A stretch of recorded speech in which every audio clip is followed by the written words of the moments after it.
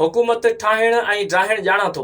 ज़रदारी जी इत्तेहादियुनि ऐं नून लीग खे वार्निंग। मैदान में अची वियो आहियां, सपोर्टर घरनि मां निकिरनि। सदर जे ऐलान बाद थरथड़ो।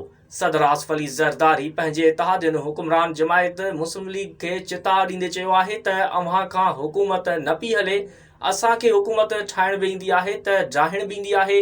पीपी अवाम खे अकेलो न छॾींदी। सदर आसिफ अली ज़रदारी इहे ॻाल्हियूं पार्टी अॻवाननि जे इजलास जी सदारत दौरान कयूं आहिनि, जंहिंखां पोइ इक़्तिदार में वेठल सगारियुनि धुरियुनि में सख़्तो तारी थी वियो आहे।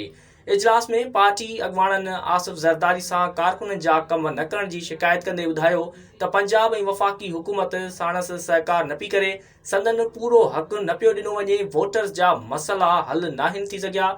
आसिफ अली ज़रदारी पार्टी अॻवाननि खे समूरा मसइला तुर्त हल करण जी ख़ातिरी कराई ऐं पीपी पंजाब जी क़यादत गॾिजी मसइला हल करण जी हिदायत कई। उन मौक़े ते सदर आसिफ अली ज़रदारी चयो त नून लीग खां हुकूमत न पई हले, हुकूमत ठाहिण ऐं ड्राहिण ॼाणूं था।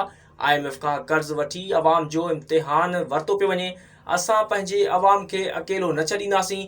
हुन चयो त हाणे हू पाण मैदान में अची वियो आहे। इस्लामाबाद हुजे या लाहौर, सभिनी खां कमु वठंदुसि। का बि सियासी जमायत पीपल्स पार्टी जो मुक़ाबिलो नथी करे सघे। पार्टी ते तनक़ीद खे सवाब सम्झंदो आहे।